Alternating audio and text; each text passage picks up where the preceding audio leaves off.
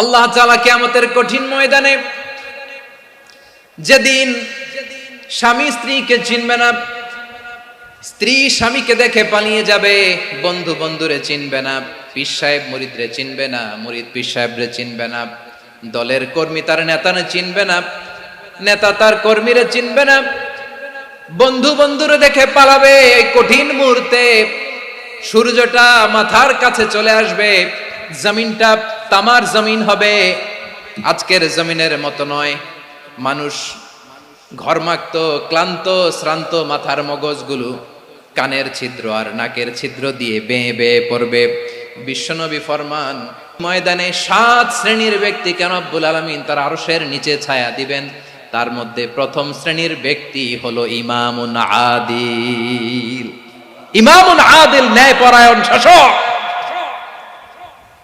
যে ইনসাফের সাথে বিচার করে, যে জাস্টিস সমাজে সার্ভ করে, যে সুশাসন নিশ্চিত করে, ওই ইমামুন আদিল। আদিল শব্দটা বুঝছেন না? ইন্নাল্লাহা ইয়া'মুরু বিল আদল, পাইছেন? আদিল। 7 শ্রেণীর ব্যক্তিকে আল্লাহ তাআলা সুশীতল আরশের নিচে ছায়া দিবেন, যেদিন তার দেয়া ছায়া ছাড়া কোনো ছায়া থাকবে না। এর প্রথম হচ্ছে ইমামুন আদিল, ন্যায়পরায়ণ শাসক। চিল্লায় বলেন সুবহানাল্লাহ।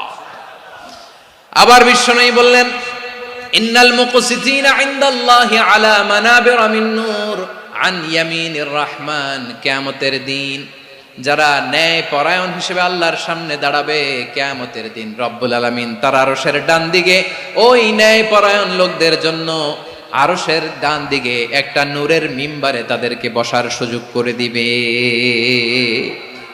আল্লাহর আরশের ডান দিকে ন্যায়পরায়ণ লোকদের জন্য আল্লাহ তাআলা নূরের মিম্বার বানাবে। 4টে কেন কথা মনে করেছেন? আল আদাল, জাস্টিস। ইন্নাল্লাহা ইয়া'মুরু বিল আদল। আল্লাহ তাআলা এই আদালতের নির্দেশনা দেয়, সুবিচার, সুশাসন। প্রিয় ভাইয়েরা, এটা আমরা বাংলাদেশে চাই কি চাই না? এই যে অরাজকতা, এই যে অন্যায়, এই যে জুলুম, এই যে ইনকনসিস্টেন্সি, সমাজের অসঙ্গতির প্রধান কারণ জাস্টিস নাই, সুবিচার নাই, সুশাসন নাই। শেষবারের মতো আওয়াজ করে বলেন তো, আমরা বাংলাদেশে আদল চাই কি চাই না? তাহলে প্রথম নির্দেশনা শেষ। আল্লাহ তাআলা তোমাদেরকে আদলের আদেশ দেন। এরপরে আল্লাহ বললেন, আমি তোমাদেরকে ইহসানের আদেশ দেই। ইন্নাল্লাহা ইয়া'মুরু বিল আদলি ওয়াল ইহসান। আমি তোমাদেরকে যেমনি আদলের নির্দেশনা দেই, তেমনি ভাবে তোমাদেরকে ইহসানের নির্দেশনা দেই। ইহসান, আওয়াজ করে সবাই বলেন তো ইহসান। সবাই বলেননি, সবাই বললে এতটুকু আওয়াজ হবে আমি বিশ্বাস করি না। আওয়াজ করে বলুন আল ইহসান। ইহসান মানে কারো প্রতি সফট হার্টেড হওয়া, মহানুভব হওয়া, অনুগ্রহ পরায়ণ হওয়া, অনুগ্রহশীল হওয়া, একে অপরের প্রতি দয়াদ্র হওয়া।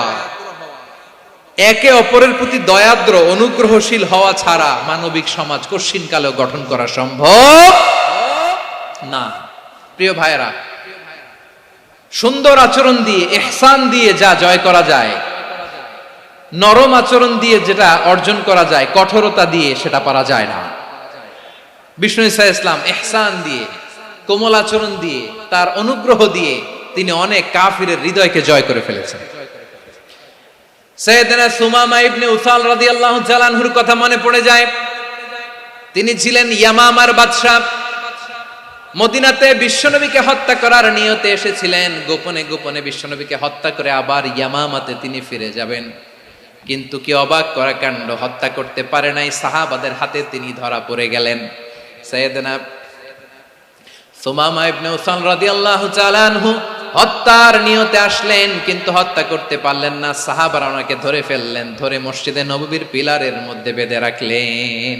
সুমামা ইবনে উসাল, সিরাত থেকে শুনে, সিরাত থেকে শোনাচ্ছি, রাদিয়াল্লাহু তাআলা আনহু ইয়ামামার অধিপতি ছিলেন। ইয়ামামা বিশ্বনবীকে হত্যার জন্য আসছেন, ধরা পড়ে গেছেন, এখন মসজিদে নববীতে বেঁধে রাখছে, তার মানে বন্দী। এখন স্ট্যাটাস কি? বন্দী, ক্যাপটিভ। তো বিষ্ণু ঈসা ইসলাম সাহাবাদেরকে বললেন, তার খোঁজ খবর নিও, সুমামা ইবনে উসালের খোঁজ খবর নিও। সাহাবারা বলেন, ইয়া রাসূলুল্লাহ, আপনাকে হত্যা করতে এসেছে, তার তো কঠিন ক্যাপিটাল পানিশমেন্ট হওয়া দরকার, কঠিন শাস্তি হওয়া দরকার। বিশ্বনবী বললেন, না, আমি যেটা জানি তোমরা সেটা জানো না। তোমরা সুমামার সাথে ভালো আচরণ করো, বিশ্বনবী সুমামার কাছে গেলেন। প্রথম দিন যে তিনি কালেমার দাওয়াত দিলেন, ইমানের দাওয়াত দিলেন, ইসলামের দাওয়াত দিলেন, রিসালাতের দাওয়াত দিলেন, আখিরাতের দাওয়াত দিলেন। পরের দিন যে বিশ্বনবী সালাতের দাওয়াত দিলেন, যাকাতের দাওয়াত দিলেন, ইসলাম কি, কিভাবে, কেমন করে পালন করতে হয় চমৎকার আর্টিকুলেট করতে শুরু করলেন। তন্ময় হয়ে সুমামা ইবনে উসাল রাদিয়াল্লাহু তাআলা আনহু বিশ্বনবীর কথাগুলো শুনতে আরম্ভ করলো। একদিন নয়, 2 দিন নয়, টানা 3 দিন বিশ্বনবী সুমামার কাছে ইসলামকে প্রেজেন্ট করেছেন, উপস্থাপন করেছেন। আওয়াজ করে বলেন, কয় দিন? 3 দিন। 3 দিন মসজিদে নববীতে বাধা।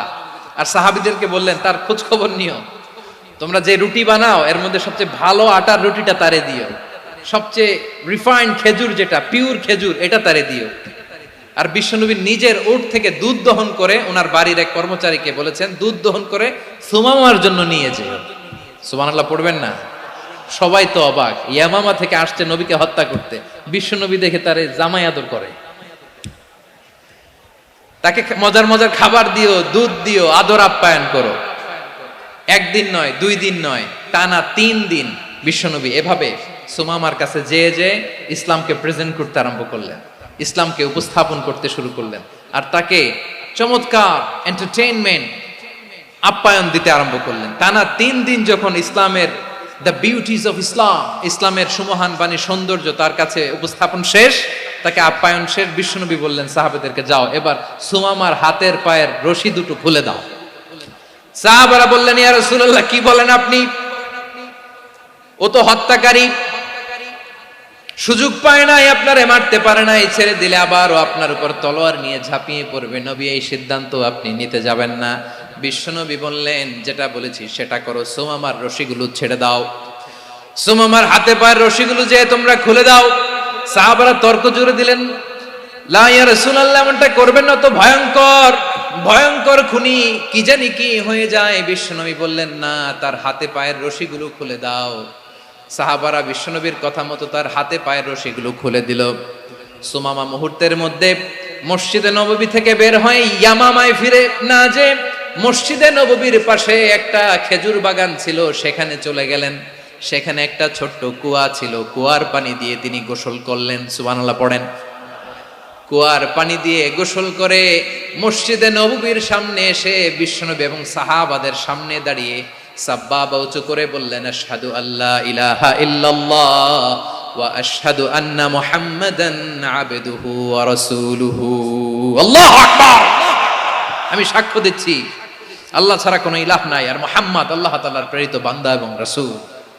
প্রিয় ভাইয়েরা, ইহসান দিয়ে যা জয় করা যায়, কঠোরতা দিয়ে সেটা কঠিনকালেও জয় করা যায় না। আওয়াজ করে বলেন, ঠিক কি না? এবার সুমামা দাঁড়িয়ে বলে, ওগো নবী, আমি তো কালিমা পড়ে মুসলমান হয়ে গেলাম, এবার শোনেন, এই মুহূর্তের আগে আপনার চেহারার চাইতে নিকৃষ্ট কোনো চেহারা আমার কাছে ছিল না, কিন্তু শাহাদা পাঠ করার পরে আপনার চেহারার চাইতে উত্তম শ্রেষ্ঠ কোনো চেহারা আমার কাছে আর নাই। ও নবী, আজকের দিনের আগে ইসলাম ধর্মের চেয়ে নিকৃষ্ট অপছন্দনীয় কোনো ধর্ম আমার কাছে ছিল না, কিন্তু এই মুহূর্ত থেকে ইসলামের চেয়ে সেরা শ্রেষ্ঠ পছন্দনীয় কোনো ধর্ম আমার কাছে নাই। নবী গো, আজকের দিনের আগে মদিনার চাইতে অপছন্দনীয় নিকৃষ্ট কোনো শহর আমার কাছে ছিল না, কিন্তু এই মুহূর্তের পর থেকে মদিনার চাইতে কোনো শ্রেষ্ঠ শহর আমার জানা নাই। সে ছিল গমের বড় ডিলার, গম বেচত। কি বেচত?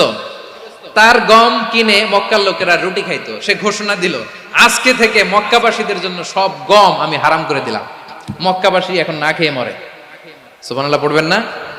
মক্কাবাসী বিশ্বনবীর কাছে আসলেন, এসে বললেন, মুহাম্মদ, আমরা তো তোমার ভাই, তোমার চাচা, তোমার ভাতিজা, তোমার আত্মীয়, তুমি সুমামারে বলো সে যেন আবার গমের সাপ্লাই মক্কার জন্য অনুমতি দিয়ে দেয়। বিশ্বনবীর অনুমতি ক্রমে সুমামা আবার মক্কাতে গম পাঠাতে শুরু করলো। পড়েন সুবহানাল্লাহ।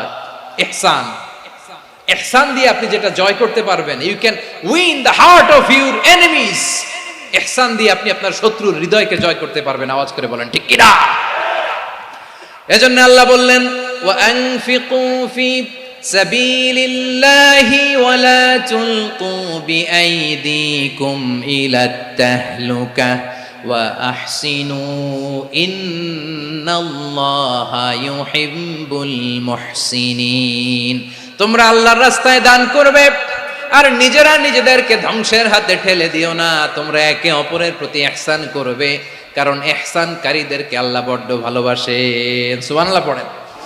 আবার সূরা রহমানে আল্লাহ বললেন, হাল জাযাউল ইহসানি ইল্লাল ইহসান ফাবিআইয়ি আলা, সবাই পড়েন, ফাবিআইয়ি আলাই রাব্বিকুমা তুকাযযিবান। ইহসানের প্রতিদান হিসেবে ইহসানি হয়। বিশ্বনবী সুমামার প্রতি যেমন ইহসান করেছেন, সুমামাও ঠিক তেমন ইহসান ফিরিয়ে দিয়েছে। ঠিক কিনা বলেন? তাহলে এক নম্বরে হচ্ছে আদ, ন্যায় বিচার। দুই নম্বরে সবাই বলে ইহসান, সদাচরণ। ইহসান দুই ধরনের প্রিয় ভাইরা, ইহসান ফিল ইবাদা, ইহসান ফিল মুআমালা। ইহসান ফিল ইবাদা হচ্ছে একাগ্র অনুভবে ইবাদতে ডুব দেওয়া, এর নাম ইবাদতের ইহসান। সুবহানাল্লাহ পড়ো। বিশ্বনবী বলেন ইহসান মানে কি জানো নাকি? হাদিসে জিবরিলে সাইয়েদনা জিবরিল আলাইহিস সালাম বিশ্বনবীকে বললেন, আখবিরনি আনিল ইহসান। নবী আমাদেরকে বলেন ইহসান মানে কি? বিশ্বনবী বললেন, আনতা আবুদাল্লাহা কাআন্নাকা তারাহু ফাইন লাম তাকুন তারাহু ফাইন্নাহু ইয়ারাক। ইহসান মানে হলো এমন ভাবে তুমি আল্লাহর সামনে নিজেকে উজাড় করে ইবাদত করবে, তুমি ভাববে তুমি আল্লাহকে দেখতে পাচ্ছ।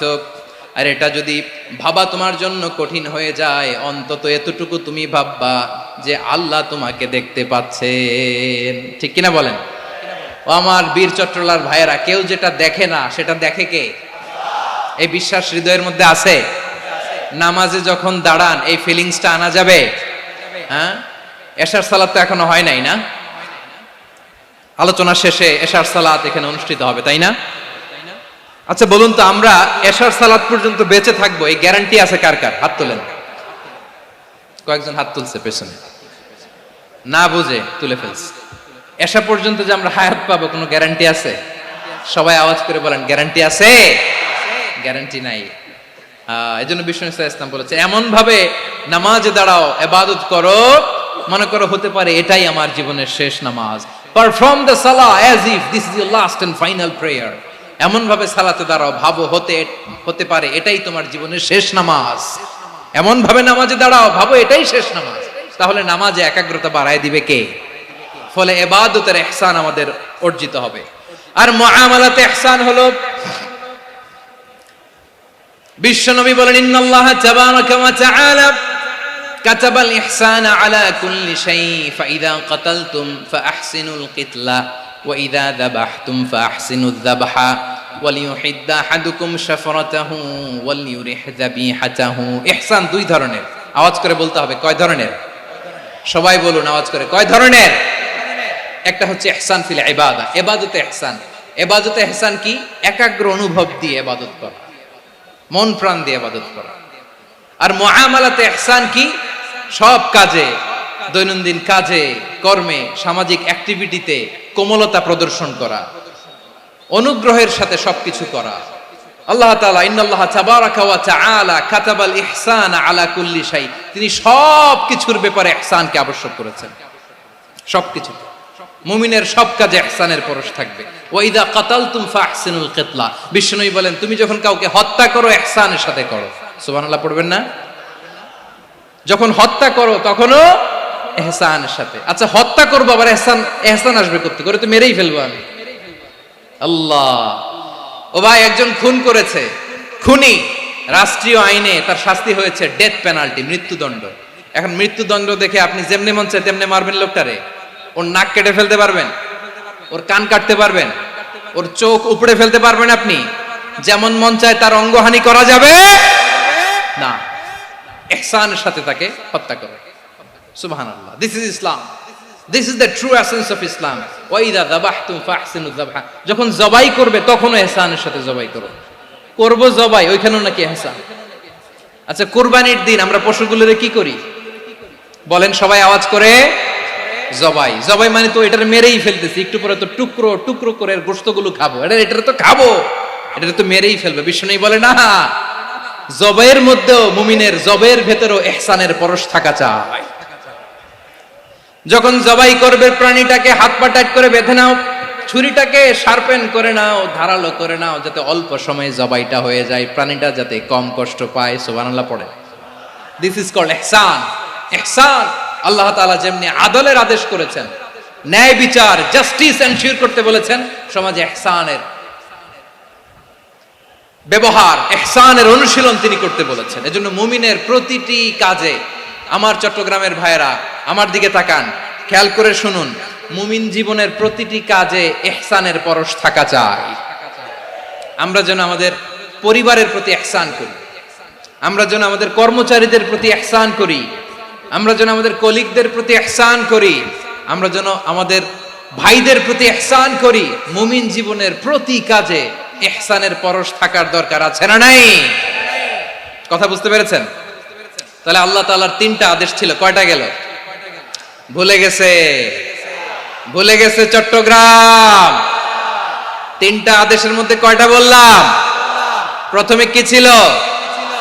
আদল। 2 নম্বরে, 3 নম্বরে রব্বুল আলামিন বললেন ওয়া ইতাইদিল কুরবা, নিকটাত্মীয়দেরকে দান করো, নিকট আত্মীয়দেরকে দাও, যারা তোমাদের ব্লাড কানেকশনের আত্মীয় তাদেরকে তোমরা দাও।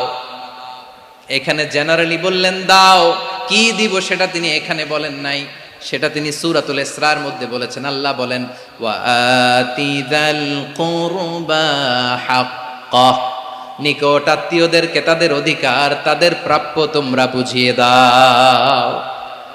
দেখেন, একটা শান্তির সমাজ, একটা সমৃদ্ধ সমাজ, একটা মানবিক সমাজ গঠনের জন্য আল্লাহ তাআলা বেশি না, মাত্র 3টা অর্ডার, 3টা ভার্ডিক্ট তিনি জারি করেছেন। 1 নাম্বার সুশাসন, ন্যায় বিচার। 2 নাম্বার ইহসান। 3 নাম্বার নিকটাত্মীয়, যারা কাছের, তোমার ভেরি ক্লোজ রিলেশনশিপে আছে, তাদেরকে দাও। দাও, দিলে বাড়িয়ে দেয় কে? অনেকে দিতে চায় না, কৃপণতা করে।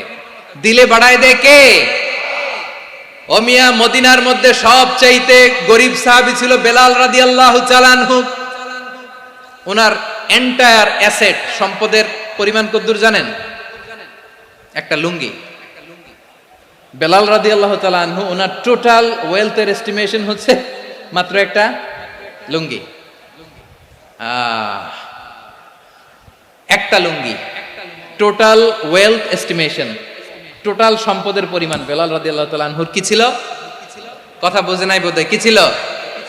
ওই বেলাল রাদিয়াল্লাহু তাআলা আনহুকে বিষ্ণু ইসলাম বলেছেন আনফিক ইয়া বেলাল, ও বেলাল তুমিও দাও।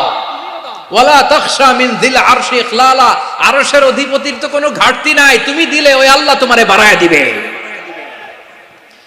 এজন্য আমার প্রিয় ভাইয়েরা, দিলে কমে না, দিলে বাড়ে। অনেকে ধরে রাখে, নতুন কিছু নিতে পারে না, হাত দিয়ে যেটা ধরে রেখেছেন এটা দিয়ে দেন, বড় একটা ধরার সুযোগ পাবেন। জোরে বলেন ঠিক কিনা? ধরেন 5 কেজি ওজনের একটা ধরে রাখছেন, এখন 10, এটা না ছাড়লে 10 কেজি ধরতে পারবেন আপনি? আচ্ছা, 10 কেজির জিনিস একটা আছে হাতে, ওইটা যদি ছেড়ে দেন তাহলেই না 15 কেজি ধরতে পারবেন। কথা বলেন ঠিক কিনা? তাহলে দিলে বাড়িয়ে দেয় কে? রব্বুল আলামিন বললেন 3 নাম্বার আদেশ হলো তোমাদের প্রতি সমাজটারে কেমন করে মানবিক সমাজ, সুন্দর সমাজ গড়বা। 3 নাম্বার আদেশ হলো ওয়া আতিদাল কুরবা হাক্কা, নিকটাত্মীয়দেরকে তাদের প্রাপ্য বুঝিয়ে দাও। এই নিকটাত্মীয়দেরকে তাদের অধিকার বুঝিয়ে দেওয়া, প্রাপ্য বুঝিয়ে দেওয়াতে আমাদের গাফলতি আছে না নাই? চট্টগ্রামে নাই? মাশাআল্লাহ আছে, আছে। অনেকে দেখবেন অনেক আল্লাহওয়ালা তাহাজ্জুদ গুজার, সেজদা দিতে দিতে কপালে কালো দাগ ফেলে দিছে, সে তার বোনের হকটা আদায় করে নাই। আছে না নাই? হ্যাঁ, এখানেও আছে। সর্বনাশ। অনেক বড় হাজী সাহেব, বিশাল লম্বা দাড়ি, ছেলেরে সব দিয়ে দিছে, মেয়েরে কিছু দেয় নাই, মেয়ের হক আদায় করে নাই। আছে না নাই? এই হাজী সাহেবেরা, এই আল্লাহওয়ালারা কিয়ামতের ময়দানে আটকে যাবে। আপনি অন্যের অধিকার নষ্ট করেছেন, তাদের রাইটস কে ভায়োলেট করেছেন। এজন্য আল্লাহ তাআলা বলেন, কারো অধিকার যদি কেউ নষ্ট করে, ওই সমাজটা মানবিক সমাজ কঠিনকালেও হতে পারে না। এজন্য 3 নম্বর আল্লাহ বললেন ওয়া ইতাইদিল কুরবা, নিকটাত্মীয়দেরকে দাও। কি দিবা? তাদের অধিকার দিয়ে দাও, বোনের অধিকার বুঝিয়ে দাও, মেয়ের অধিকার বুঝিয়ে দাও, ফুফুর অধিকার বুঝিয়ে দাও। দেখবেন অনেক মায়েরা ছেলের পাতে মুরগির রান দেয়, মেয়ের পাতে দেয় মুরগির ঠ্যাং। এরকম আছে না নাই? ছেলেরা কি দেয় মুরগির, মেয়ের পাতে কি দেয়? তো মেয়ের কি মুরগির রান খেতে মনে চায় না? মনে চায় না?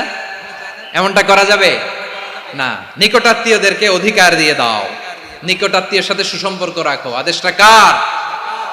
এজন্য প্রিয় ভাইয়েরা, জীবনে যদি বারাকা অর্জন করতে চান, নিকটাত্মীয়দের সাথে সুসম্পর্ক রাখতে হবে, তাদের জন্য উপহার পাঠাতে হবে। বিশ্বনবী বলেন, লা ইয়াদখুলুল জান্নাতা কাতে, যে ব্যক্তি আত্মীয়তার সম্পর্ককে ছিন্ন করে দেয়, সে কশিন কালেও আল্লাহর জান্নাতে ঢুকবে না।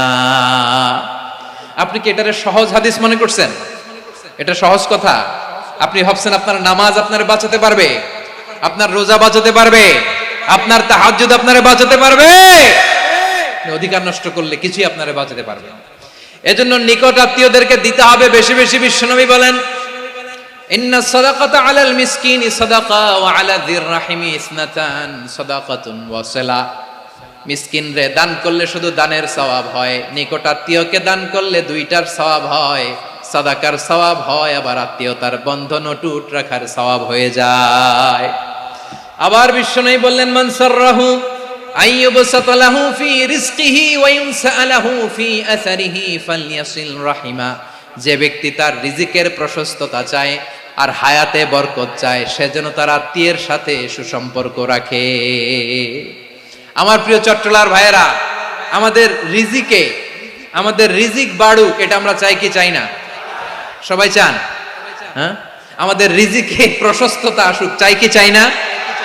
আমাদের হায়াতে বরকত আসুক, আমরা চাই কি চাই না?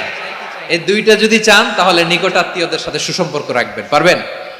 তাহলে সমাজটারে মানবিক সমাজ বানায় দিবে কে? তিনটা আদেশ চলে গেল। কয়টা? আওয়াজ করে বলেন। 1 নম্বরে কি ছিল? 2 নম্বরে, 3 নম্বরে নিকট আত্মীয়দেরকে দান। আপনাদেরকে আরো শোনার আগ্রহ আছে? আপনাদের মনোযোগ আছে না গেছে?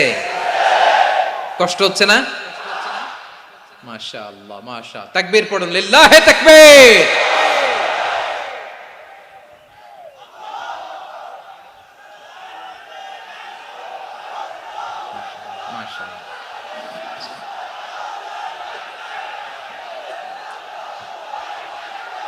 আমার প্রিয় ভাইয়েরা,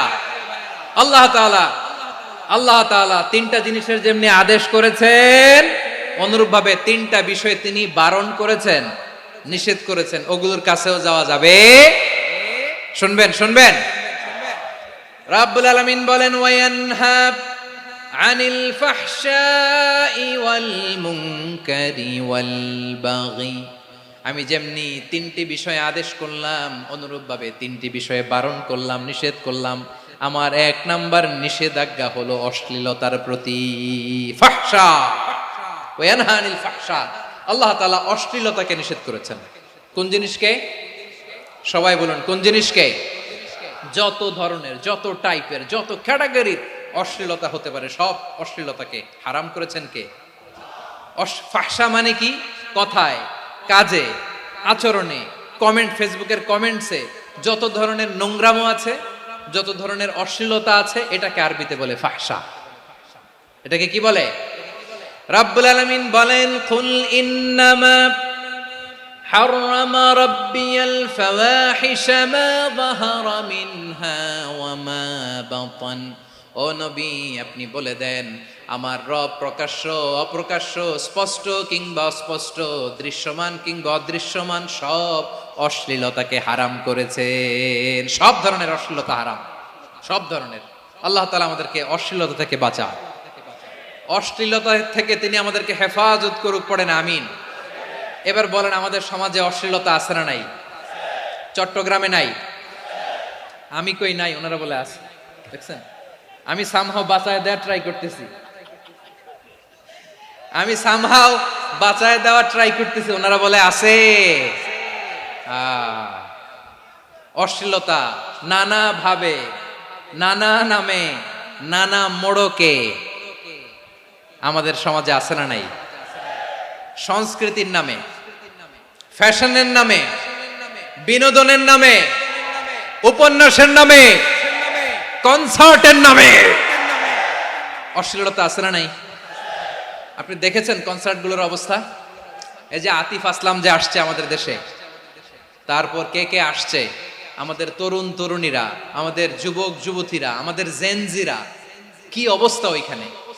হ্যাঁ, কি অবস্থা? কে বাঁচাবে ওদের? কে রক্ষা করবে ওদের ইমানের, ওদের চরিত্রের হেফাজতের গ্যারান্টি কে দিবে? কনসার্টের নামে অশ্লীলতা আছে না নাই? ছেলে মেয়ে একে অপরকে জড়ায় ধরতেছে, একে অপরকে চুমো খাচ্ছে প্রকাশ্যে, দিবালোকে, গণমানুষের সামনে। আল্লাহ তাআলা এই অশ্লীলতা থেকে আমাদেরকে বেঁচে থাকতে বলেছেন, বেঁচে থাকতে বলেছেন। রূপালী জগতের নামে অশ্লীলতা আছে না নাই?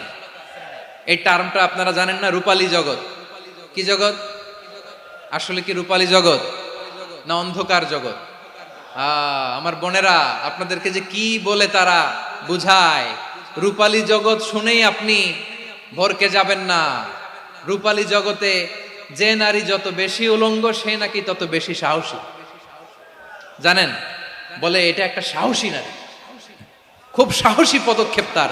যত বেশি শরীর থেকে কাপড় নামাতে পারবে, যত বেশি বস্ত্রহীন হয়ে নিজেকে প্রেজেন্ট করতে পারবে, সে নাকি তত বেশি সাহসী। আমার চট্টলার ভাইয়েরা, শয়তানের প্রথম এজেন্ডা ছিল বনি আদমকে বস্ত্রহীন করা। সে আদম এবং হাওয়া আলাইহিস সালামকে নিষিদ্ধ গাছের ফল খাইয়ে তাদেরকে বস্ত্রহীন করেছে। এই জামিনেও সে আমাদেরকে বস্ত্রহীন করতে চাইবে। এই রূপালী জগতের নামে তারা এটা করে। আমার প্রিয় বোনেরা, আপনি জানেন না আপনার দাম কত। ওরা আপনাদেরকে বিজ্ঞাপনের সস্তা পণ্য বানাতে চায়। ওরা আপনাদেরকে ওদের ভোগের লিপসার টুলস বানাতে চায়। ওরা আপনাদেরকে দিয়ে ওদের খায়েশ পূরণ করতে চায়। এটা আপনাদের জন্য মোটেও ডিগনিটি নয়, এটা আপনাদের জন্য সম্মান নয়।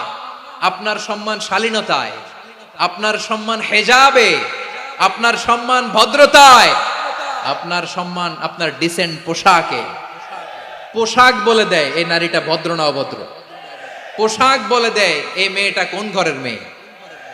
আওয়াজ করে বলেন ঠিক কিনা? আপনি জানেন না, আপনারা সস্তা পণ্য বানায়, ভোগের পণ্য, বিলবোর্ডে আপনাকে উলঙ্গ করে উপস্থাপন করে। এই অশ্লীলতার সাথে ইসলামের কোনো সম্পর্ক। এজন্য আল্লাহ বলেন, আমি অশ্লীলতাকে হারাম করেছি।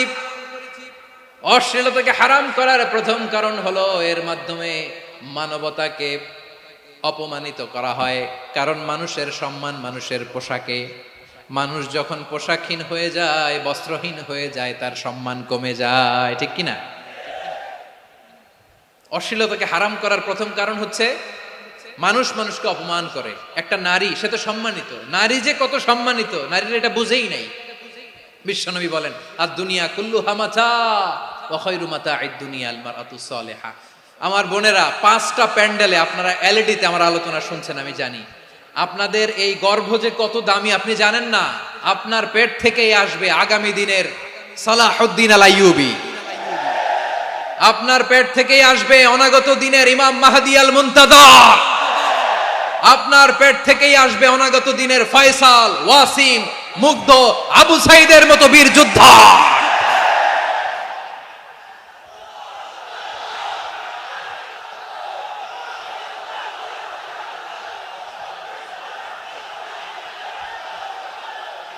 আমার প্রিয় বোনেরা, আমার প্রিয় বোনেরা, বিশ্বনবীর কথার ওজন খেয়াল করেন। আর দুনিয়া কুল্লুহা মাতা ওয়া খায়রু মাতা'আদ দুনিয়াল মারআতুস সালিহা। দুনিয়ার সবকিছুই অ্যাসেট, এর মধ্যে সবচেয়ে দামি অ্যাসেট নেককার নারী। আপনার গর্ভ যে কত দামি আপনি জানেন না। নিজের সময়টাকে কাজে লাগান, কোরআন পড়েন, সুন্নাহ পড়েন। আপনার অনেক দায়িত্ব ঘরে। You are the MD of your family. একটা family it's a very big institution. পরিবার একটা অনেক বড় প্রতিষ্ঠান। and you are the MD of your institution. আপনি এই পরিবারের MD, managing director of your family. এখানে আপনার কত দায়িত্ব। আপনি ছেলে মেয়েদেরকে তারবিয়া করবেন। আপনি আপনার স্বামীর জন্য ঘরটার জান্নাতের নীর বানাবেন। আপনার জন্য জান্নাতের ডুপ্লেক্স বাড়ি ওইখানে তৈরি করে রাখবে কে? আপনি যে কত দামি আপনি জানেন না। নারীদেরকে আল্লাহ বানিয়েছেন উচ্চতর করে, নিম্নতর নয়।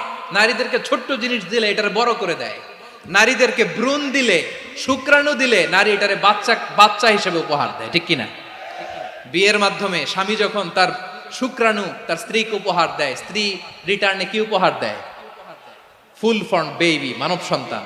দেখছেন, আপনি দিলেন একটু, কুনি দিছে বিশাল। আপনি যদি নারীকে বাজার এনে দেন, নারী এটাকে সুস্বাদু খাবারে রূপান্তর করে দেয়। আপনি তাকে একটা মুচকি হাসি দিয়ে দেন, সে তার কলিজা দিয়ে দেয়। কিন্তু যদি আপনি তার মনে কষ্ট দেন, সে আপনার জীবনকে জাহান্নাম বানায়া দেয়। খবর আছে, নারীর মন বুঝতে পারলে নেয়ামত, বুঝতে না পারলে কিয়ামত, ঠিক কিনা বলে? কত দামি আপনি জানেন না, জানেন না আপনি কত দামি, অনেক দামি আপনি। আপনাদেরকে যেন ভোগের সস্তা পণ্য বানাতে না পারে, আপনাদেরকে সচেতন থাকতে হবে, সজাগ থাকতে হবে, কনসার্ন থাকতে হবে। শয়তানের ওই হাতছানির দিকে আর নজর দেওয়া যাবে না। তাহলে কেন আল্লাহ তাআলা এই ফাহশা অশ্লীলতাকে হারাম করলেন? এক নাম্বার, এতে হিউম্যান ডিগনিটি কমে। দুই নাম্বার, এতে মানুষের অধিকার নষ্ট হয়। আপনি বিয়ে করেছেন, এরে পরকিয়া করেন, ওর সাথে এরকম আছে না নাই? স্ত্রীর অধিকার নষ্ট করেছেন। আপনি বিবাহ সম্পর্কে আবদ্ধ হয়েছেন তার সাথে, আপনি পরকিয়া করেন ওই ছেলের সাথে, আপনি আপনার হাজবেন্ডের সাথে বিট্রে করেছেন। এজন্য আল্লাহ অশ্লীলতাকে হারাম করেছে। অশ্লীলতাকে হারাম করার আরেকটা কারণ হচ্ছে আল্লাহ তাআলা এই হিউম্যান জেনারেশনকে এটাকে প্রিজার্ভ করতে চায়। হিফজুন নাসল, এটা মাকাসিদুশ শরিয়ার অনেক গুরুত্বপূর্ণ একটা মাকাসিদ, অনেক গুরুত্বপূর্ণ। আপনার নাসল, আপনার জেনারেশনকে সংরক্ষণ করা। এই যে আসতেছে ফেব্রুয়ারি, কত ফেব্রুয়ারি জানো? এটা কি বিশ্ব ভালোবাসা দিবস? হ্যাঁ, কি দিবস? এই বিশ্ব ভালোবাসা দিবসের সাথে মুসলমানদের কোনো সম্পর্ক নাই। আমার প্রিয় ভাইরা, এই যে আপনি অবৈধ সম্পর্কে জড়ালেন, কেন আল্লাহ অশ্লীলতাকে হারাম করেছে? দেখেন, বলতেছিলাম যে এটা আপনার নাসল, আপনার জেনারেশন, আপনার লিনিয়েজ, আপনার বংশকে প্রিজার্ভ করা। কে কার বাবা, কে কার মা, বাবা মা জানা, প্রজন্মকে প্রিজার্ভ করা, এটা ইসলাম ওয়াজিব করে দিয়েছে। এই যে অবৈধ সম্পর্কের কারণে, বিশ্ব বেহায়া দিবসের কারণে, এগুলোর আউটকাম, আউটপুট হিসেবে মাঝে মাঝে ঢাকা মেডিকেলের ডাস্টবিনে নবজাতকের বাচ্চার কান্নার আওয়াজ শুনতে পাওয়া যায়। চট্টগ্রাম মেডিকেলের ডাস্টবিনে নবজাতকের কান্না শুনতে পাওয়া যায়। বীর চট্টলার মুসলমানেরা বুঝতে পারলে আওয়াজ করে বলেন, এই যে চট্টগ্রাম মেডিকেলে যে নবজাতকটা পাওয়া গেল, ওর বাবাকে আমাকে বলেন, ওর বাবাকে, ওর মাকে, ও কোন ফ্যামিলির সন্তান কেউ জানে? আপনি হিউম্যান ডিগনিটিকে অপমান করেছেন না? আপনি তার ভবিষ্যৎকে অন্ধকার করেছেন না? আপনি তার লিনিয়েজকে প্রশ্নবিদ্ধ করে দিয়েছেন না? এই জন্য আল্লাহ তাআলা অশ্লীলতাকে আমাদের জন্য হারাম করে দিয়েছেন। পড়েন সুবহানাল্লাহ। এই জন্য রাব্বুল আলামিন বলেন, কুল ইন্নামা হারামা রাব্বিয়াল ফাওয়াহিশা মা যাহারা মিনহা ওয়া মা বাতান। প্রকাশ্য অপ্রকাশ্য সব অশ্লীলতাকে হারাম ঘোষণা করে দিয়েছে কে? আবার দুনিয়ার বুকে যারা অশ্লীলতার প্রসার করে তাদের জন্য শাস্তি মজুদ রেখেছে কে? রাব্বুল আলামিন বলেন, ইন্নাল্লাযীনা ইউহিব্বুনা আন তাশিআল ফাহিশাতু ফিল্লাযীনা আমানু লাহুম আযাবুন আলীমুন ফিদ দুনিয়া ওয়াল আখিরাতি ওয়াল্লাহু ইয়ালামু ওয়া আনতুম লা তা'লামুন। নিশ্চয়ই যারা বিশ্বাসীদের মাঝে অশ্লীলতার প্রচার প্রসার করতে চায় তাদের জন্য আমি মর্মন্তুদ শাস্তি প্রস্তুত করে রেখেছি, দুনিয়াতেও রেখেছি, আখিরাতেও রেখেছি। ঘোষণাটা কার? যারা এই নাটকের নামে, সিনেমার নামে, রূপালী জগতের নামে, মুভির নামে, ওটিটি প্ল্যাটফর্মের নামে আমার সমাজে অশ্লীলতা ছড়াতে চায়, তাদের জন্য কঠিন মর্মন্তুদ শাস্তি মজুদ রেখে দিয়েছে কে? ও আমার বোনেরা, এখনো আপনি জাগবেন না? এখনো আপনার চিন্তার দুয়ারে এখনো নাড়া পড়ে নাই? ওরা আপনাকে উলঙ্গ বানাতে চায়, ওরা আপনাকে আইটেম গার্ল বানাতে চায়। এজন্য ইসলাম অশ্লীলতাকে হারাম করেছে। হারাম। ইসলাম বলেছে যোজন যোজন দূরে থাকো, ওরা বলে না কাছে আসো, কাছে আসার গল্প, ক্লোজ আপ ওয়ান, কাছে আসার গল্প আছে না নাই? চট্টগ্রামে তো এগুলো নাই মাশাআল্লাহ। হ্যাঁ, এখানেও আছে ক্লোজ আপ ওয়ান, কাছে আসার গল্প। আল্লাহ বলেন ওয়ালা তাকরাবুজ জিনা, কাছেও এসো না, জিনা থেকে যোজন যোজন কিলো দূরে থাকো, ওরা বলে কাছে আসার গল্প। আমার বীর চট্টলার ভাইয়েরা, কাছে আসতে হলে আমরা কোরআনের কাছে আসব, কাছে আসতে হলে নবীর কাছে আসব, কাছে আসার গল্প হবে আমার রবের কাছে আসার গল্প। চিল্লায় বলো ঠিক কিনা?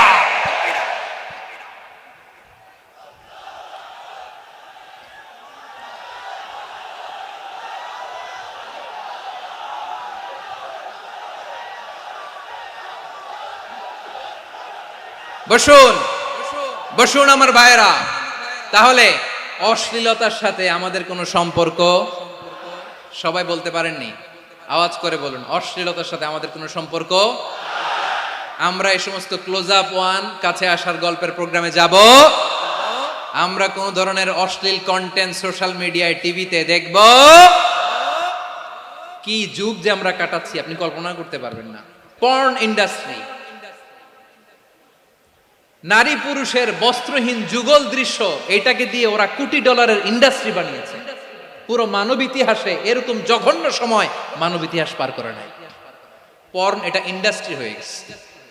আমাদের এই যুবকগুলো, জেনজিগুলো, ওদের চরিত্র বাঁচাবে কি করে? কেমন করে হেফাজত করবে ওদের এই মূল্যবান চরিত্র?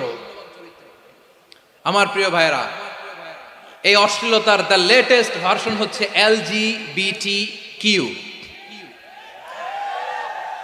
শরীফ থেকে শরীফা। শুনছেন আপনারা?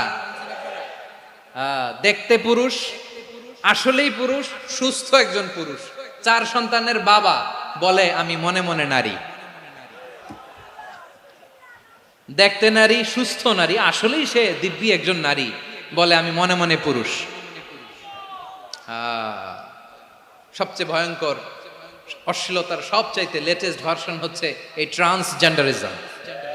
সুস্থ পুরুষ তার বায়োলজিক্যাল গ্রোথকে হরমোন দিয়ে স্টপ করে দিয়ে সে সার্জারি করে নারী হতে চায়, সুস্থ নারী পুরুষ হতে চায়। পুরুষ পুরুষের প্রতি সেক্সুয়ালি আকর্ষণ বোধ করে, এটা লূত আলাইহিস সালামের কওমের মধ্যে ছিল। এটাকেও আল্লাহ কোরআনে ফাহিশা বলেছেন। ওয়ালুতান ইয ক্বালা লিকাওমিহি আতাতুনাল ফাহিশাতা মা সাবাকাকুম বিহা মিন আহাদিম মিনাল আলামিন।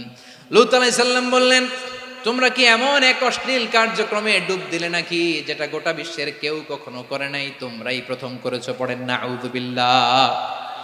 এই পশ্চিমের এই রোগ আমার দেশে যেন আসতে না পারে, আমাদের সজাগ থাকতে হবে। প্রিয় ভাইরা, চিল্লায় বলেন ঠিক কিনা? পশ্চিমের অবস্থা ভয়ঙ্কর। পাশ্চাত্যে, আমি যুক্তরাষ্ট্রে ছিলাম অনেকদিন, কয়েক মাস, বিভিন্ন স্টেটে ঘুরেছি। গার্ডিয়ানরা উদ্বিগ্ন, ছেলে মেয়েদেরকে, ছোট্ট ছেলে মেয়ে, ওদেরকে জিজ্ঞেস করে, তুমি how do you feel right now inside yourself? তুমি ভিতরে ভিতরে কেমন ফিল করো? তোমার কি ছেলে ছেলে লাগে না মেয়ে মেয়ে লাগে? আচ্ছা বলেন, এই ছোট্ট বাচ্চাটাও কি এগুলো জেন্ডার অ্যাসাইনমেন্ট বলতে এগুলো কিছু বুঝে? এইভাবে মিসগাইড করা হচ্ছে। কৌতূহল বশত ছোট্ট ছেলে যদি বলে আমার তো মেয়ে মেয়ে লাগে, তখন বলে যে না তুমি মেয়ে, ছেলে না। মা বাবা বাধা দিলে ওকে আলাদা গভর্নমেন্ট হাউসে নিয়ে যাবে। ভয়ঙ্করতম অবস্থা। আমরা একটা সময়ে শুনতাম যে হুজুর আমার ছেলেটা খুব ভালো, হাফেজে কোরআন, আল্লাহওয়ালা। হুজুর আমার ছেলে দাড়ি রাখছে, আল্লাহওয়ালা। হুজুর আমার ছেলে 5 ওয়াক্ত সালাত জামাতের সাথে পড়ে, তার মানে আল্লাহওয়ালা। পশ্চিমে যে আমি কি শুনছি জানেন? ওরা বলে হুজুর আমার ছেলেটা ইউনিভার্সিটির একটা মেয়ের সাথে প্রেম করে, ও খুব আল্লাহওয়ালা, হুজুর দোয়া করবেন। এর কারণ ওদের কাছে আল্লাহওয়ালার ক্রাইটেরিয়া হচ্ছে হুজুর আমার ছেলেটা আরেক ছেলের পছন্দ করে নাই, আমার মেয়েটা আরেক মেয়েকে ভালোবাসে নাই, এজন্য আমার ছেলেটা আল্লাহওয়ালা, হুজুর ওর জন্য একটু দোয়া করে দিয়েন। কি চ্যালেঞ্জ ওরা ফেস করতেছে। ওনার ছেলে যে আরেক ছেলেরে বিয়ে করবে না, এটাতেই উনি খুশি যে আলহামদুলিল্লাহ আমার ছেলেটা একটা মেয়েরে ভালোবাসে, আমার মেয়েটা একটা ছেলেরে ভালোবাসে, মানে এটা খুব আল্লাহওয়ালা। নাউজুবিল্লাহ পড়তে পারলেন না? এজন্য অশ্লীলতার সাথে আমাদের কোন সম্পর্ক। রব্বুল আলামিন বলেন ওয়ায়ানহা আনিল ফাহশাই ওয়াল মুনকারি ওয়াল বাগি তিনটা জিনিসকে আমি নিষিদ্ধ করলাম। এক নাম্বার হলো ফাহশা, অশ্লীলতা। দুই নাম্বারে হলো মুনকার, সমস্ত মন্দ কাজ। আপনাদের মনোযোগ আছে না? শেষ করে দিব? আর 2-1 মিনিট শুনবেন? আচ্ছা বলি তাহলে, আর 2-1 মিনিট। তাহলে নিষেধাজ্ঞা জারি করেছেন তিনটা জিনিসের উপর। এক নাম্বার কি? ফাহশা, অশ্লীলতা। দুই নাম্বার মুনকার। মুনকার মানে হচ্ছে যত মন্দ কাজ, খারাপ কাজ, বাজে কাজ, এটার বলে মুনকার। এটার কি বলে? আপনারা পড়ছেন না, তা'মুরুনা বিল মা'রুফি ওয়া তানহাউনা আনিল মুনকার। ভালো কাজের আদেশ, সৎ কাজের আদেশ, অসৎ কাজের নিষেধ। মুনকার, মুনকার হচ্ছে মানুষের স্বাভাবিক বিবেকবোধ যেটাকে খারাপ বলে, ওইটাই মুনকার। পৃথিবীর সব আসমানি গ্রন্থ যেটাকে খারাপ বলেছে, মানুষের স্বাভাবিক বিবেকবোধ যেটাকে খারাপ বলেছে, এগুলো সব মুনকার। যেমন ইফটিজিং, এটা কি ভালো না খারাপ? মজুদদারি, খাদ্যে ভেজাল দেওয়া, ওজনে কম দেওয়া, মাছে ফরমালিন মিশানো, চাঁদাবাজি, টেন্ডারবাজি, দখলবাজি, এগুলো আমাদের স্বাভাবিক বিবেকেই বলে এগুলো খারাপ, এগুলো হচ্ছে মুনকার। আল্লাহ তাআলা এই মুনকার থেকে আমাদেরকে বেঁচে থাকতে বলেন, আর শয়তান এই মুনকারের প্রতি আমাদেরকে উদ্বুদ্ধ করে। আল্লাহ তাআলা বললেন, ইয়া আইয়ুহাল্লাযীনা আমানু লা তাত্তাবিউ খুতুওয়াতিশ শাইতান ফাইন ওয়া মান ইয়াত্তাবি' খুতুওয়াতিশ শাইতানি ফাইন্নাহু ইয়া'মুরু বিল ফাহশাই ওয়াল মুনকার। আল্লাহ বললেন, আমার গোলামেরা শোনো শোনো, ও আমার বিশ্বাসী বান্দারা খবরদার, তোমরা কশিনকালেও শয়তানের পদাঙ্ক অনুসরণ করবে না, কারণ শয়তান তোমাদেরকে অশ্লীলতা এবং মন্দ কাজের দিকে উদ্বুদ্ধ করে। আমাদের কাজ হচ্ছে শয়তান আমাদেরকে যেদিকে নিতে চায় আমরা তার উল্টা দিকে যাব, ঠিক কিনা বলে? শয়তান এই মন্দ কাজকে আমাদের কাছে বিউটিফাই করে, চাকচিক্যময় করে আমাদের সামনে উপস্থাপন করে। এজন্য আল্লাহ বলেন মুনকারকে থামাতে হবে, মুনকার প্রতিরোধ করতে হবে। মুনকার প্রতিরোধের দায়িত্ব শুধু আমাদের নাকি? শুধু আপনার খতিব সাহেবের, ইমাম সাহেবের, নাকি মুসলিম উম্মার সবার? আওয়াজ করে বলুন, মুনকার, অসৎ কাজ প্রতিরোধের দায়িত্ব কার? রাব্বুল আলামিন বলেন, কুনতুম খায়রা উম্মাতিন উখরিজাত লিন-নাসি তা'মুরুনা বিল মা'রুফি ওয়া তানহাউনা আনিল মুনকার। তোমাদেরকে শ্রেষ্ঠ জাতি করে জমিনের মধ্যে আবির্ভূত করা হয়েছে, যাতে করে তোমরা জমিনের ভেতরে সৎ কাজের আদেশ করতে পারো আর অসৎ কাজের নিষেধ করতে পারো। উম্মাহ কুনতুম খায়রা, তাহলে গোটা উম্মার দায়িত্ব, এটা বুঝতে পারছেন তো? আচ্ছা, আরো নিচে আসেন। এরপরে আল্লাহ বললেন, শুধু উম্মাহ না, এই জমিনের রাজত্ব আমি যাদের হাতে দেই, এই জমিনের মালিক আমি যাদেরকে বানিয়ে দেই, যাদেরকে আমি সরকারের দায়িত্ব দেই, তাদেরকেও মুনকার প্রতিরোধের দায়িত্ব দিয়েছে কে? আল্লাহ বলেন, যারা ক্ষমতার মসনদে বসেছে তাদেরকে 4 দফা কর্মসূচি আমি আল্লাহ দিলাম। আওয়াজ করে বলেন, কয় দফা? আল্লাহ বলেন, আল্লাযীনা ইম্মাক্কান্নাহুম ফিল আরদি আকামুস সালাতা ওয়া আতাউয যাকাতা ওয়া আমারু বিল মা'রুফি ওয়া নাহাউ আনিল মুনকার ওয়ালিল্লাহি আকিবাতুল উমুর। যারা এই জমিনের উত্তরাধিকার হয়েছে তারা 4 দফা কর্মসূচি নিয়ে সামনে আগাবা। সালাত কায়েম করবা, যাকাত আদায় করবা, সৎ কাজের আদেশ দিবা, অসৎ কাজ থেকে মুনকার প্রতিরোধ করবা। আদেশটা কার? আমার প্রিয় চট্টলার ভাইরা, পুরো উম্মার দায়িত্ব মুনকার প্রতিরোধ করা, সরকার প্রধানের দায়িত্ব মুনকার প্রতিরোধ করা। এরপর আল্লাহ বলেন, প্রতিটা ফ্যামিলির যিনি প্রধান সিইও বাবা, প্রত্যেক বাবারও দায়িত্ব এই মুনকার প্রতিরোধ করা। আওয়াজ করে বলেন ঠিক কিনা? যেমনটি সাইয়েদনা লুকমান আলাইহিস সালাম ওনার কলিজার টুকরা সন্তানকে আদেশ করেছেন, ইয়া বুনাইয়া আকিমিস সালাতা ওয়া'মুর বিল মা'রুফি ওয়ানহা আনিল মুনকার। পড়েন সুবহানাল্লাহ। বাবা ছেলেকে সবক দিচ্ছে। কে সবক দিচ্ছে? কাকে? লুকমান আলাইহিস সালাম ছেলেকে বলতেছে, ওরে আমার কলিজার টুকরা সন্তান, ওরে আমার বাছা, নামাজ কায়েম করবা, সৎ কাজের আদেশ দিবা, আর মুনকার প্রতিরোধ করবা, অসৎ কাজ, সমাজ থেকে খারাপ কাজকে ঝেঁটে বিদায় করে দিবা। তাহলে দেখেন আমি স্টেপ বাই স্টেপ নামলাম। পুরা উম্মার দায়িত্ব, জমিনের উত্তরাধিকারী আল্লাহ যাদেরকে বানিয়েছেন সরকার, তাদের দায়িত্ব, প্রতিটি ফ্যামিলির প্রধানের দায়িত্ব। এরপরে বিশ্বনবী বলেন সচেতন প্রতিটি মুসলিমের দায়িত্ব সমাজ থেকে মুনকারকে উৎখাত করা।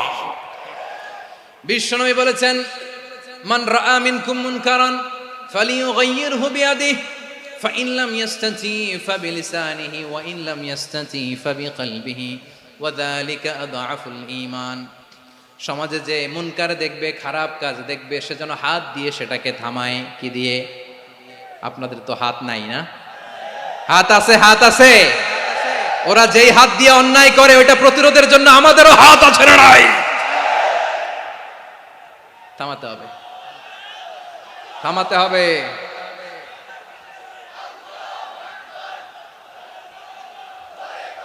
বসুন আমার প্রিয় ভাইয়েরা, ওরা ওদের যে হাত দিয়ে টেন্ডারবাজি করে, চাঁদাবাজি করে, ইফটিজিং করে, দখলবাজি করে, যে হাত দিয়ে, ওই মুনকার থামায় দেওয়ার জন্য আল্লাহর দেয়া আমাদেরও দুটি হাত আছে না নাই?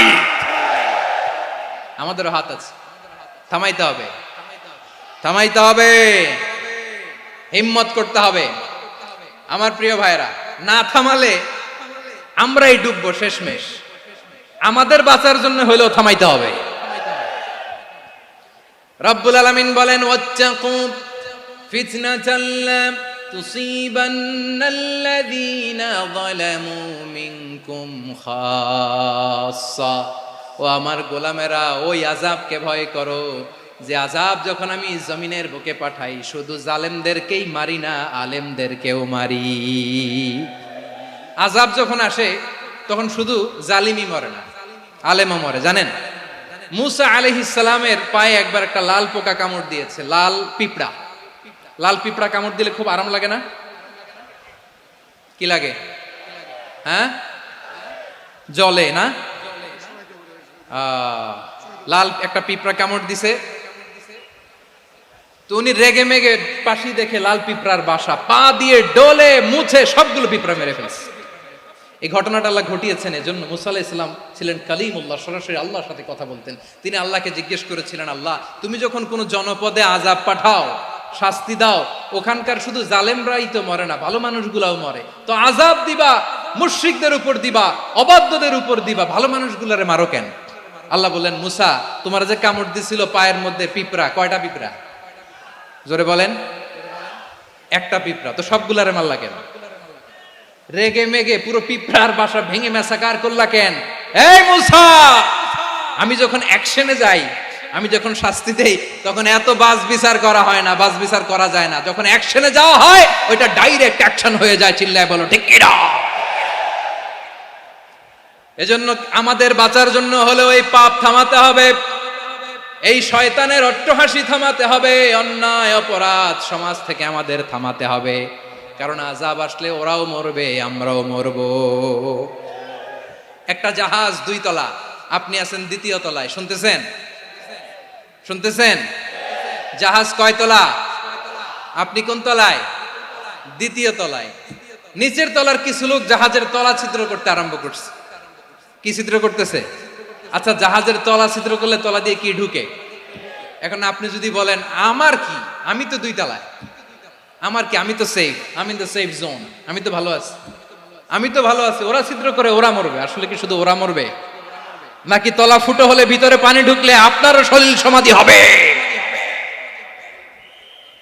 তলা দিয়ে যখন পানি ঢুকবে, জাহাজ ঢুকলে আপনিও মরবেন। এজন্য নিজে মরার আগে ওই পাগলগুলোর নিচতলায় যে থামাতে হবে। চিল্লায় বলেন ঠিক কি না? এজন্য আল্লাহ বললেন মুনকার প্রতিরোধের দায়িত্ব সমাজের টপ টু বটম সবার, পুরো উম্মার দায়িত্ব, সরকার প্রধানের দায়িত্ব, প্রতিটি ফ্যামিলির প্রধান বাবার দায়িত্ব। বিশ্বনবী বললেন প্রতিটি সচেতন মুসলিমের দায়িত্ব। এজন্য মুনকার প্রতিরোধ করার দরকার আছে না নাই? সমাজে এই যে ইফটিজিং হয়, আপনার বোনের বয়সী একটা মেয়েকে কিছু বখাটে টিটকারি করে, এই বলে সেই বলে, নোংরা কথা বলে, রাস্তায় দেখেও আপনি পাশ দিয়ে না দেখার মতো চলে যান কেন? আপনি দাঁড়ান না কেন? আপনি দাঁড়ালেই তো থেমে যাবে, কারণ সত্যের যে শক্তি তার সামনে মিথ্যা মুখ থুবড়ে পড়ে। আপনার সামনেও কিছুই না, নাথিং। আপনি দাঁড়ান, ওকে প্রশ্ন করেন যে আমার বোনকে তুমি ডিস্টার্ব করো কেন? আপনাকে দেখে আরো 5 জন দাঁড়াবে, 5 জনকে দেখে আরো 10 জন দাঁড়াবে। আমাদের নীরবতা আর আমাদের নিশ্চুপ থাকাই জালিমদেরকে আরো শক্তিশালী জালিম বানিয়েছে। এজন্য মুনকার প্রতিরোধের দায়িত্ব আমাদের সবার। টেন্ডারবাজি, চাঁদাবাজি, দুর্নীতি, অপরাধ, দখলদারিত্ব, মজুদদারি, এগুলো সব কিছু একসাথে প্রতিরোধ করতে হবে, ঠিক কিনা বলেন? একটা মানবিক সমাজ যদি চাই, প্রতিরোধ করতে হবে। প্রিয় ভাইয়েরা, আল্লাহর শপথ নিয়ে বলি, এই নাসিহাত গুলো সবার জন্য, সব দলের জন্য, সব মতের মানুষের জন্য। আমরা কোনো দলের প্রতি মানুষকে ডাকি না, আমরা ডাকি ইসলামের দিকে। সব দলের, সব মতের, সব মানুষদেরকে আমরা আহ্বান জানাই, আসুন আমরা একটা সুন্দর সমাজ বিনির্মাণ করি। এই যে নতুন বাংলাদেশের এক সুযোগ এসেছে, আর জীবনে হয়তো আসবে না, সামনের 100 বছর এই সময় আসবে না। আসুন দেশটাকে আমরা সাজাই, আসুন আমরা দুর্নীতি বন্ধ করি, আসুন আমরা চাঁদাবাজি বন্ধ করি, আসুন আমরা দখলদারিত্ব বন্ধ করি, আসুন আমরা এক দল আরেক দলকে নিশ্চিহ্ন করার যে রাজনীতি, এটা বন্ধ করি। সব দলের প্রতি আমার আহ্বান। আমি কিছুদিন আগে একটা নিউজ দেখলাম, ওই যে লন্ডনে বসে জনাব তারেক রহমান সাহেবকে আমি ধন্যবাদ দিতে চাই। উনি সংবাদ শোনা মাত্রই ওনার দলের অনেক চাঁদাবাজকে উনি বহিষ্কার করেছে। I do appreciate. প্রতিটি দলের এরকম ইনিশিয়েটিভ নেওয়ার দরকার আছে না নাই? যে কোনো দলে এই প্র্যাকটিসটা থাকার দরকার আছে না নাই? চাঁদাবাজদের সাথে আপনারা নিজেদেরকে মুক্ত ঘোষণা করবেন যে এরা আমার দলের কর্মী হতে পারে না। আমরা চাঁদাবাজ মুক্ত বাংলাদেশ চাই, জুলুম মুক্ত বাংলাদেশ চাই, ফ্যাসিজম মুক্ত বাংলাদেশ চাই, গুণ খুন খারাপি মুক্ত বাংলাদেশ চাই। আমরা নতুন ভোরের বাংলাদেশ চাই। ওই বাংলাদেশ পাওয়ার জন্য মুনকার প্রতিরোধে, অন্যায় প্রতিরোধে যদি বাঘের বাচ্চার মতো, আবু সাইদের মতো 2 হাত উঁচু করে বুককে টান টান করে প্রসারিত করে দাঁড়াতে হয়, রাজি আছো মুসলমান? কারা কারা রাজি? আল্লাহকে হাত দেখিয়ে প্রতিজ্ঞা করো।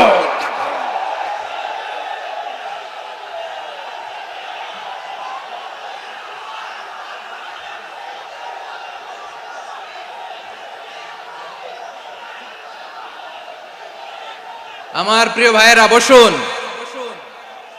বসুন আমার ভাইয়েরা। রাব্বুল আলামিন বলেন, ওয়ায়ানহা আনিল ফাহশাই ওয়াল মুনকারি ওয়াল বাগি ইয়াইদুকুম লাআল্লাকুম তাযাক্কারুন। বসুন। আল্লাহ বললেন, আমি অশ্লীলতাকে নিষেধ করি, আমি সব ধরনের মন্দ কাজকে নিষিদ্ধ করি, সব শেষে আমি সীমা লঙ্ঘনকে তোমাদের জন্য নিষিদ্ধ করি। আলোচনা মনে আছে তো, না ভুলে গেছেন? নিষিদ্ধ করেছেন কয়টা জিনিস? 1 নম্বরে অশ্লীলতা, 2 নম্বরে মুনকার তথা সব মন্দ কাজ, 3 নম্বরে আল বাগি, সীমা লঙ্ঘন, ক্রসিং দ্য লিমিট। সীমা লঙ্ঘন করা ভালো না। We all should know our limits. চিল্লায় বলেন ঠিক কিনা? একই আয়াতে আল্লাহ বললেন, কুল ইন্নামা হাররামা রাব্বিয়াল ফাওয়াহিশা মা যাহারা মিনহা ওয়া মা বাতানা ওয়াল ইসমা ওয়াল বাগিয়া বিগাইরিল হক।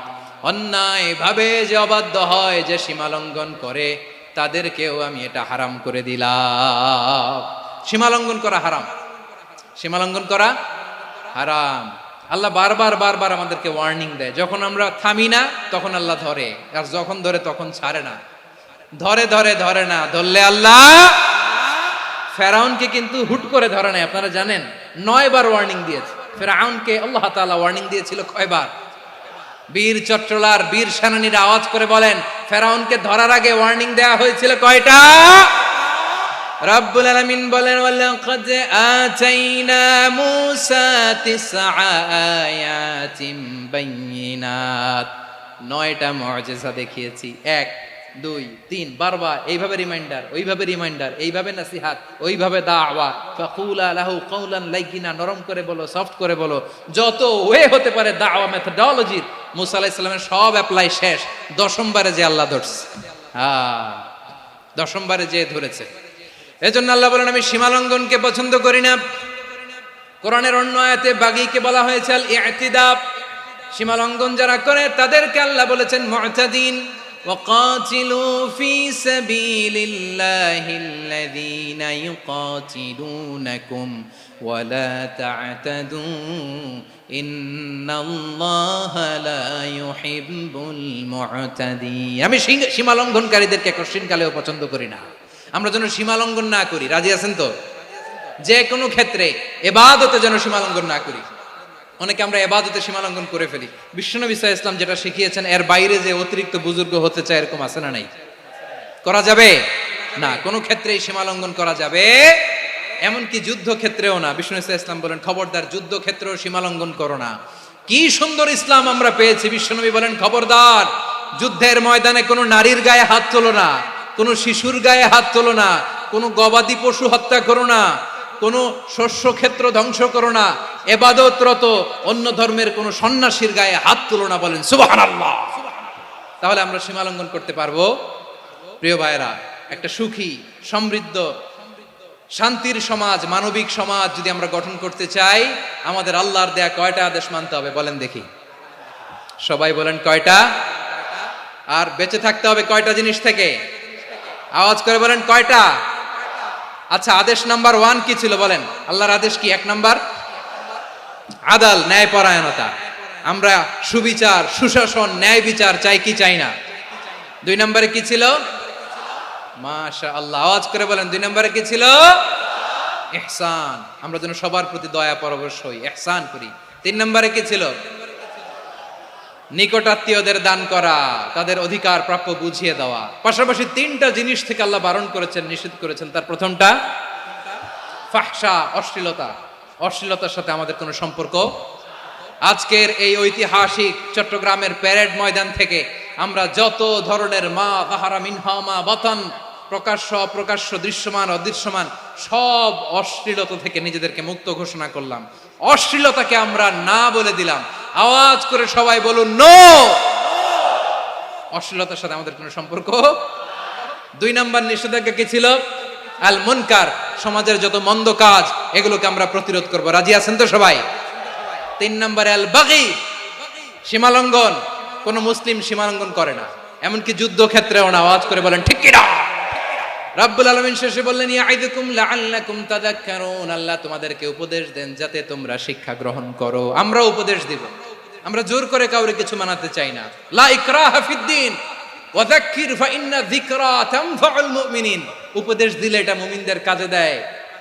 লাস্তা আলাইহিম বিমুসাইতির ইন্নামা আনতা মুযাক্কির। নবী হে, আপনি রিমাইন্ডার দাতা, আপনি উপদেশ দিবেন। আমরাও বিশ্বনবীর এই হাদিসগুলো থেকে, কোরআনের আয়াত থেকে রিমাইন্ডার, এই কথামালা বাণী বাহক হিসেবে এই বাণীগুলো আপনাদের সাথে কাছে পৌঁছে দিলাম। আমরা আল্লাহ তাআলার কাছে প্রার্থনা করি, আল্লাহ আমরা যেন আদল দিয়ে আমাদের সমাজকে গঠন করতে পারি। আল্লাহ আমরা যেন ইহসান করতে পারি, আমরা যেন নিকটাত্মীয়দের দান করতে পারি। আল্লাহ যত ধরনের অশ্লীলতা, অনাচার, মন্দ কাজ, সীমালঙ্ঘন, অবাধ্যতা থেকে যেন আমরা বেঁচে থাকতে পারি। আল্লাহ তাআলা আমাদের সবাইকে কথাগুলো বোঝার ও আমল করার তৌফিক দান করুক। হাযা মা ইনদি ওয়াল ইলমু ইনদাল্লাহ আলাইহি তাওয়াক্কালতু ওয়া ইলাইহি উনীব। প্রিয় ভাইরা, আমি আপনাদের সবার জন্য দোয়া করি, আপনারাও আমার জন্য দোয়া রাখবেন। আমাদের পাশেই আছেন আমাদের সকলের শ্রদ্ধাভাজন আমাদের মুরব্বী আওলাদে রাসূল আনোয়ার হোসেন তাহের জাবির আল মাদানী হাফিজাহুল্লাহ ওয়া রাআ। সবাই বসুন। উঠবেন না? কেউ উঠবেন না? উঠলেন কেন? উঠলেন কেন? প্যারেড ময়দানের প্রোগ্রাম তো এরকম হইতে পারবে না। বসুন, এটা আল্লামা সাঈদীর স্মৃতি বিজড়িত মাহফিল। বসুন, বসুন, এই মাহফিলের আদব আছে। বসুন, বসুন। সুশৃঙ্খল ভাবে আমরা আখিরি মোনাজাতে অংশগ্রহণ করব।